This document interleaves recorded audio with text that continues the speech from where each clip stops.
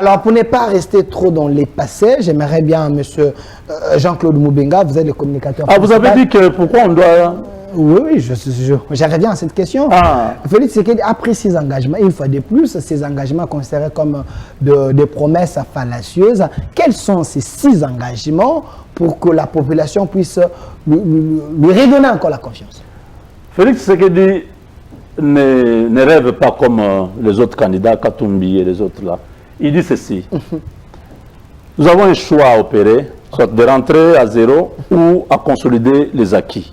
Nous devons être pragmatiques. Il y a beaucoup de choses qui ont été faites, mais beaucoup aussi n'ont pas été faites. Félix n'a pas dit qu'il a tout fait ou il a réalisé tout ce qu'il avait promis, mais il a fait beaucoup de choses. Vous sortez dehors ici, allez vers le palais de la Nation, vous allez voir les centres financiers qui sortent de terre en 12 mois seulement. Vous allez dire qu'il n'a rien fait? Ça est là, c'est concret. Selon les opposants, c'est un contrat avec les étrangers. Ouais, mais c'est comme ça qu'ils sont toujours. Ils ne peuvent jamais accepter. Après 25 ans, la RDC peut récupérer. Est-ce que c'est construit avec l'argent du pays? Ça, c'est l'argent du Congo. C'est vrai? Oh, bien sûr. Les opposants m'ont menti? Mais ce sont des menteurs. Ok. Vous invitez le ministre des Finances, il va vous dire comment ça se passe. Ça se passe partout dans le monde de cette manière-là. Okay. Vous prenez un investisseur vient, vous entendez le terme de contrat, vous commencez à payer avant l'échéance, vous récupérez les biens. D'ici une année, 2 ans, nous aurons fini. C'est 290 millions de dollars, c'est rien. C'est vraiment comme un gobelet d'eau qu'on est en train de jeter dans le fleuve. Par rapport à 16 milliards que nous avons, on peut terminer cette dette-là même en février de l'année prochaine. Donc ça, c'est une réalisation qui est là. Vous voyez derrière, palpable. Ce n'est pas des photos. Descendez, vous sortez de votre bureau ici, ou vous allez sur le toit de cet immeuble, vous allez voir l'hôpital Mama Yembo. Ce n'est pas un rêve, ça est là. Allez dans le Kankokolo. Une fois de plus, l'hôpital Mama Yembo, vous avez signé un contrat avec M. Arish Djaftani. C'est comme ça qu'on vous raconte. Arish Djaftani n'a jamais donné l'argent. Un contrat de plus de 25 ans, selon les opposants. Ça, c'est l'argent de l'État congolais. Okay. Il refuse seulement d'admettre que c'est sous Tshisekedi que ces choses se réalisent. Okay. Ils veulent montrer au peuple qu'il n'a rien fait. Il y a 145 territoires. PNL. Oh, mais est-ce que c'est une réalité? Mais c'est une réalité. Monsieur Moubenga. Regardez, monsieur Delphin Kassonga. Kassonga ou Kassonga? Kassonga. Kassonga. Parce qu'il faut bien prononcer ce mot-là. Kassonga, on entre dans la culture, le patrimoine congolais. Allez sur l'internet, tapez www.fativar.com. Il y a un site qui est disponible, mais ce sont les Thomas qui ne veulent pas seulement accepter. Fativar. Vérifiez à la maison. Parce que vous avez le téléphone, vérifiez, vous êtes en direct avec nous.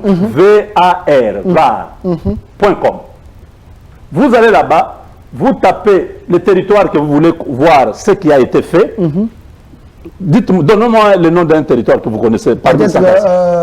Kouilou ici. Kouilou. Non, Kouilou n'est pas un territoire, c'est une province. Oui. Vous allez même... Popokabaka. Vous tapez Popokabaka. Uchileng. Ah, vous êtes... je vous sens venir. Pata aussi. Oui. Ou Walikale. Vous voulez voir ce que Félix a fait? Allez sur fativar.com. Vous tapez ce territoire-là, vous allez voir ce qui a été fait dans le cadre de 145 territoires. Je vais vous dire que nous avons commencé avec les bureaux de ces territoires-là. On appelle le bureau administratif. Voilà. Il y a 145 bureaux qui ont été déjà construits. On a construit des écoles, plus de 1200 écoles. Plus de 1200 écoles déjà construites, et il y en a qui construisent. En réalité, on devait construire 1200 écoles. J'étais avant vous avec un conseiller du chef de l'État, lui m'a parlé de 700. Bon, il y a 1200 projets. Il y a le pasteur Godempo qui m'appelle, je ne peux pas les prendre en direct, peut-être qu'il est en train de suivre, je vais les rappeler après. Il y a 1200 projets. Dans les 1200 projets, il y a 700, à peu près 750 qui sont en cours, 400 qui sont déjà terminés. Dans les 400 là, il y a plusieurs écoles, plus de 1000 écoles déjà construites, les centres de santé. Et si nous prenons ce deuxième mandat, c'est pourquoi nous venons demander au peuple de nous donner ce deuxième mandat pour que nous puissions terminer ces 1200 projets. Ce sont des grands projets que nous ne pouvons pas nous mettre ici à étaler. C'est pourquoi ce site est disponible pour que chacun de nous puisse lui-même aller voir qu'est-ce qui a été fait chez moi, il est beau. Qu'est-ce qu'on a construit à Basoko ou à Ouacha. Qu'est-ce qu'on a fait à Kasumbalesa. Tout est là. Le port sec a été inauguré le mois dernier du côté de Sakanya. Vous avez vu ça.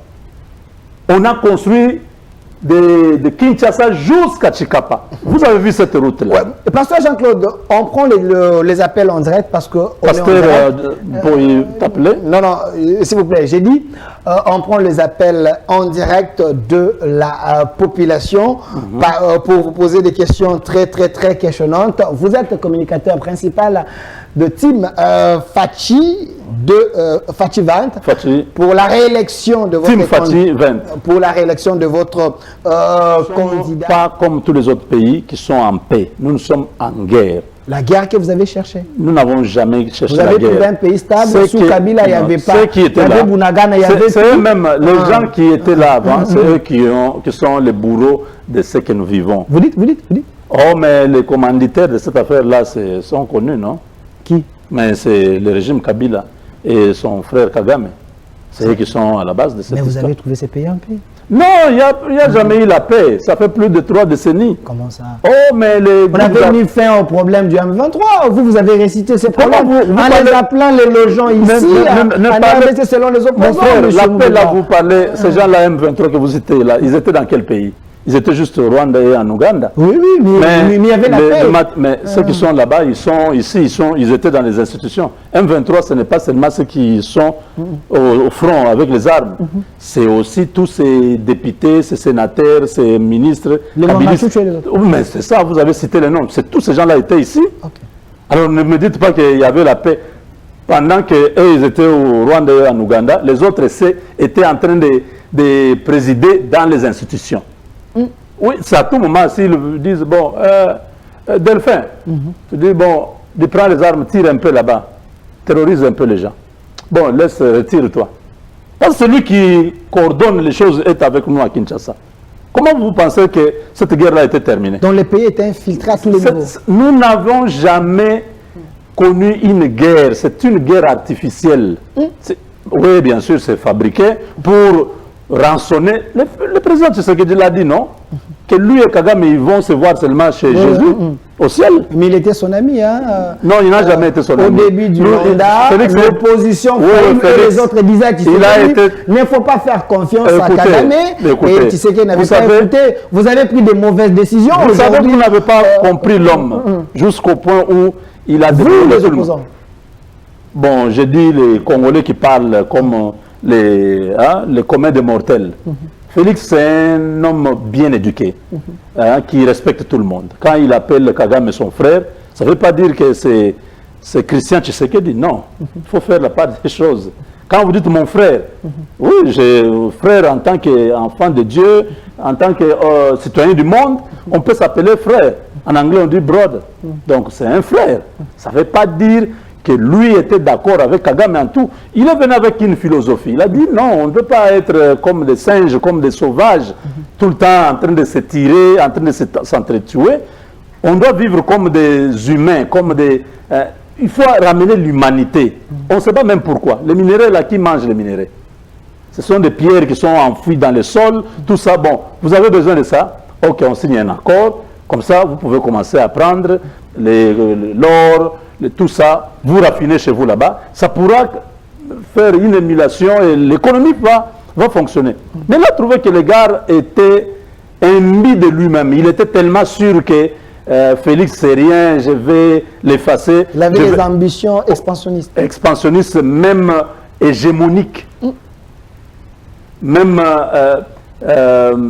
nazistes. Oui, mais il est dans la philosophie naziste. C'est pourquoi on l'a assimilé à Hitler. Quand quelqu'un est chez lui, il n'est pas content de sa maison, il regarde la maison du voisin et dit « je dois occuper les 3 chambres là ». Tu trouves que cette personne-là est normale? Mais parce qu'il a trouvé en face de lui, il y a des gens faibles, les gens qui ne maîtrisent Félix pas. n'a jamais été faible. Les gens qui ne maîtrisent pas. Si vous voulez vérifier. Allô, de Kobengi Bissau pour le Biboni.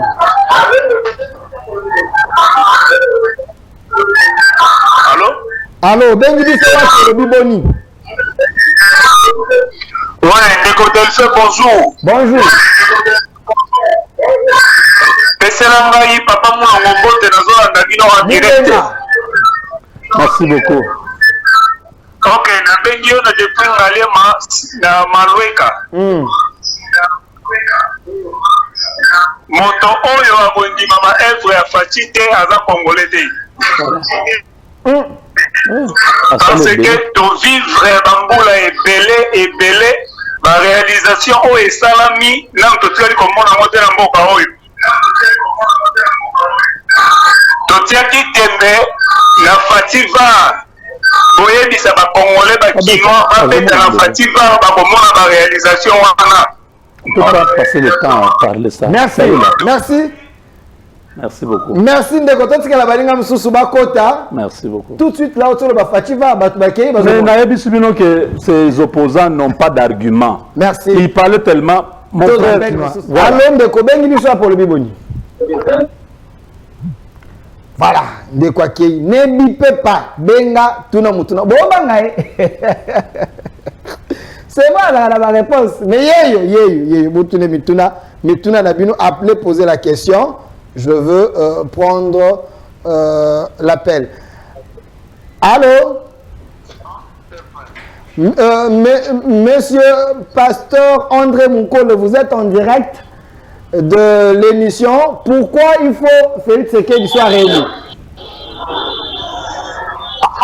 Moi, je rappelle contre voilà. Je pensais qu'il était en train de suivre l'émission. Je prends le message. Salut, mon frère Delphin. J'aime bien tes émissions. Ton invité d'aujourd'hui parle bien, mais il faut qu'il ait temps là-bas. Toi, on a posé Toyo Kaikeyo. Ah, voilà. Voilà. Mon frère Delphin, pourquoi dans tes émissions, tu parles toujours de Katumbi, mais tu ne parles pas de Fayoulou? Fayoulou va battre Tshisekedi. Oh oui, je pense que les deux là, ce sont les candidats qui se recherchent. Ils sont dépassés par les événements. Ils sont distancés. Tshisekedi, vous voyez quand il y a la course, il y a 4 qui sont en train de courir. Tshisekedi est à, je crois, 5 mètres de l'arrivée. Les autres sont à 50 mètres de l'arrivée. C'est ce qui se passe là. Et Fayoulou et Katumbi, bazo bundana nango. Musika na simakuna. Et Félix est déjà en train de traverser la... Merci. Je reviens vers vous. Allô? Allô, voilà. Ndeko Akei, tu m'appelles, Moussous, des appels entre. Allô, Ndeko Bengi Bissau pour le Biboni. Oui, Ndeko Bissau nakauka. Lelo to comprendre que batu ya Fachi bazo attaquer Katumbi. Pour Katumbi on comprend aujourd'hui que la complice na Corneille Nanga parce que Lelo a Corneille Nanga bimisi parti en même temps il soutient Katumbi et Katumbi nous dit la campagne nae baza en collaboration avec Corneille Nanga. Pour Corneille Nanga le soutient, avec la bienvenue. Et le Corneille Nanga est parti. On comprend aujourd'hui que Katumbi est des mèches avec les M23 et Corneille Nanga. Il faut soutenir Indéni. C'est ça bétonné, papa. Donc, les Congolais comprennent que ici, Félix Tshisekedi, c'est le seul candidat qui doit prendre les 5 prochaines années. Il a fait beaucoup.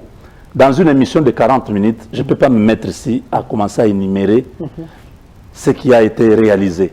Mais en gros, je vous dis que la gratuité de l'enseignement est connue, c'est palpable. Les gens, à peu près 5 millions d'enfants qui n'étaient pas dans les circuits ou dans les systèmes éducatifs, sont rentrés dans le système éducatif. Là-dedans, vous avez à peu près 3 millions de jeunes filles. Vous savez, dans notre société, les filles sont préparées pour aller au mariage dans la logique bantou. On ne prépare pas les filles pour aller à l'école. Mais grâce à cette opportunité, beaucoup de jeunes filles ont retrouvé la voie de l'école. Et l'année prochaine, ça sera la gratuité du secondaire. Quelqu'un comme ça, on ne peut pas lui donner encore du journalisme. C'est un domaine un peu plus complexe où c'est lui qui est fort, c'est celui qui détermine les règles de jeu sur le marché. Voilà. C'est tout ce que nous sommes en train de vivre là. Mais si nous rentrons dans les concepts purement économiques, le Congo aujourd'hui a jeté les bases d'un développement durable qui fait que d'ici 5, 6, 7, 10 ans, vous verrez que nous allons être un pays qui va sortir de cette zone de l'incertitude vers une croissance normale et une émergence que tout le monde va sentir dans les ménages, dans les familles, même dans l'emploi. Est-ce que vous ne voyez pas que vous tombez encore dans ce que les opposants pensent et disent de vous, que vous êtes un régime des promesses? Parce que Katumbi est pragmatique. Il dit dans 3 mois, dans 6 mois, voilà ce que vous allez faire. Mais vous dites dans 5 ans, dans 10 ans, dans 5 ans, dans 10 ans, mais la population a besoin de manger. Gouverner, c'est prévoir. Vous n'êtes pas venu au pouvoir pour tâtonner ou pour apprendre, s'il vous plaît, M. Moubenga. Je suis en train de vous dire qu'il faut qu'on soit réaliste. Sur papier, il y a la croissance, mais sur terrain, c'est là où il y a un problème. L'électeur qui va aller voter Félix, il va vous dire « je n'ai pas mangé, la vie est chère, le pouvoir d'achat ». Celui-là, vous allez lui faire consommer vos mots des Français? Vous savez, c'est facile de critiquer. L'art de critiquer, c'est facile, c'est aisé, mais si on prend le contexte dans lequel Félix prend le pouvoir, nous ne pouvons pas aujourd'hui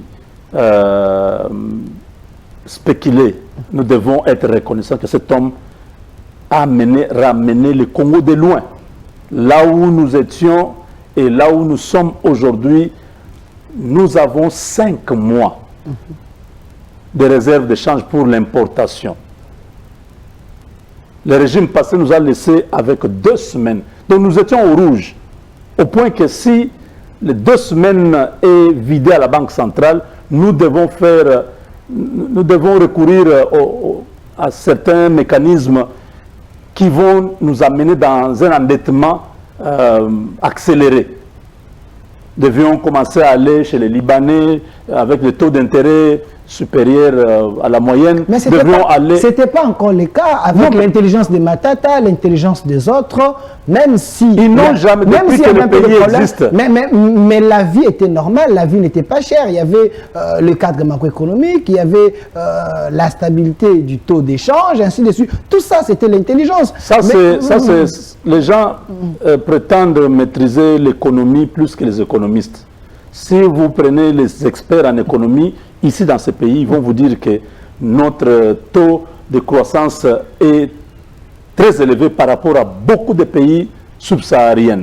Et le taux même d'inflation au Congo n'est pas galopante.